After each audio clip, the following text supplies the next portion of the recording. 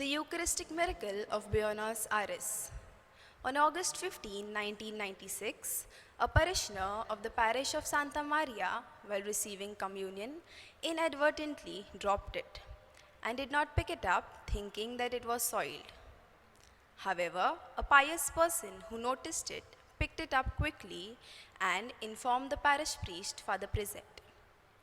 The parish priest, following what the church prescribes, puts it in a water container and places it in the tabernacle, waiting for it to dissolve. On August 26, when the tabernacle was reopened, it was seen that the host did not dissolve, but had red stains growing on it each day. In March 2000, in a study conducted by Dr. Robert Lawrence, it was seen that these samples had white blood cells and human skin. In September 2003, Robert Lawrence concluded that this sample corresponded to the tissue of an inflamed heart, which meant that the person to whom it belonged might have been in great pain. It was then taken to an expert in cardiac pathology, Professor Frederick Zugby, who wasn't aware that it was a consecrated host. He said, "The sample you brought me is a tissue of a heart muscle, a myocardium, more precisely, left ventricle. Myocardium is a muscle that gives life to the whole heart and to the whole body." A theologian rightly made me notice that it was really a myocardium, and it was not casual, but concealed a symbolism. The Lord in this miracle wanted to show us his myocardium, the muscle that gives life to the whole heart, just as the Eucharist does with the church. And why the left ventricle? Because from it comes purified blood, just as Jesus purifies the church from her sins. In the end, Professor Zugby said to me again, "The moment at which you brought me this sample, the heart was still alive."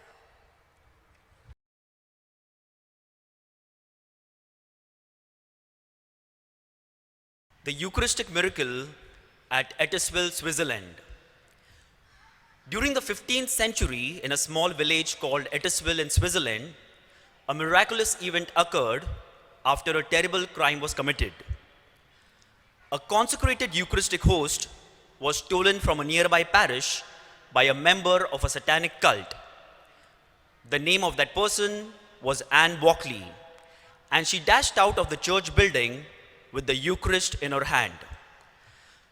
Now, the exact reason for her actions are unknown, but it is a known fact that people of the satanic cult often try to steal the Eucharistic host to try and desecrate it during a very aberrant practice known as the Black Mass.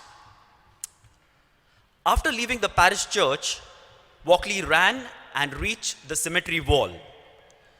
She tried to pass on the other side, but immediately, to a very surprise and rather shock, she realized that the Eucharistic host that she was carrying had become too heavy. In fact, it became so heavy that she could not move either forward or backward. And knowing that she is not going to be able to carry the Eucharistic host anymore, she happened to throw it on the ground over there. Later, after some time, it so happened that a young lady named Margaret was passing by that way, and she happened to see something which looked like a glowing flower. When she went nearby, she realized that it was a Eucharistic host, and to her surprise, she realized that this Eucharistic host was divided into 7 sections. 6 of those sections were together formed into a form of a flower, and on that flower there was a very radiant glowing light, and the 7th part was somewhere away. The parish priest was immediately informed, and he came, and while he was able to gather the 6 pieces together, the 7th piece remained embedded into the ground. The parish priest took this as a sign that a chapel was to be built at that location. Later, a relic containing the miraculous host was enshrined in the chapel that was built over there. And numerous miracles have happened over the years to those who have venerated the relic. This story is a great reminder of the power of God and his ability to bring greater good out of something horrible.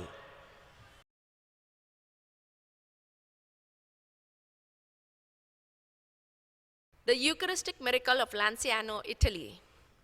In the 17th century, a Eucharistic miracle occurred in Lanciano, Italy in 750 at the Church of St. Francis.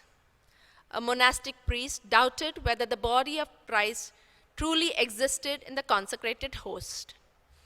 During celebration of Mass, during the word of consecration, the host converted into flesh and the wine converted into blood. And all those who are present there witnessed this miracle. The relic was sent to Dr. Edward Linoli, director of the Hospital of Erosa, professor of anatomy, histology, chemistry, and clinical microscopy, to perform a thorough scientific examination on the relic of the miracle. He presented the following report and findings. The miraculous flesh is true flesh having muscular striated tissues of the myocardium. The miraculous blood is blood having chromographic analysis indicated in absolute certainty. The immunological study proved that the flesh and blood are human. The immunohematological test confirmed that the blood type was AB, the same blood that was found on the man of the shroud, and is characteristic to the people of the Middle East population. The protein contained in the blood had the normal distribution and percentage of the serious protein chart for normal fresh blood.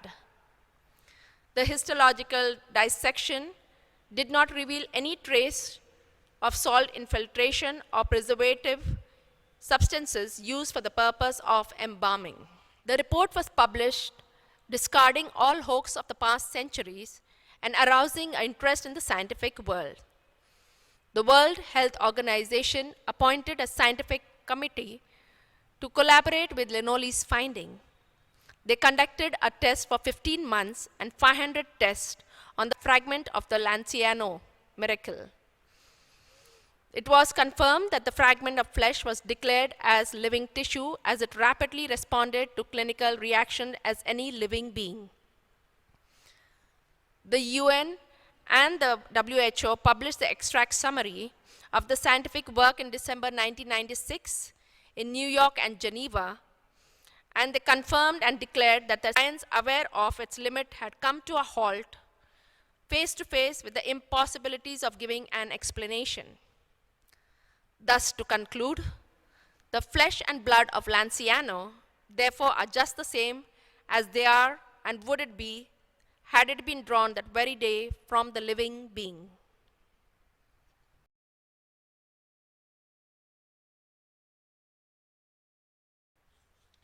The Eucharistic miracle in Tisla, Mexico on October 21st, 2006. In the year October 2006, in the Diocese of Shilpansingo, Shilapa, Father Leopold Roque, the pastor of the parish of Saint Martin of Tours, invited Father Raimondo Esteban to lead a spiritual retreat for his parishioners. During the Eucharistic celebration, as Father Leopold and another priest were distributing communion, assisted by a religious sister, the host that she had taken to give communion to a lady parishioner started effusing a reddish substance. The celebrant was immediately alerted when Father Raimondo turned towards him with a pick containing the sacred particles. The bishop of the area, Reverend Alejo Zavala Castro, then called for the formation of a theological commission of inquiry, and in October 2009, he invited Dr. Ricardo Gomez to take control and make a scientific study on this unproven event. The Mexican ecclesiastical authorities were also aware that Dr. Gomez had studied two consecrated hosts that also bled in the parish of St. Mary in Buenos Aires between 1999 and 2006.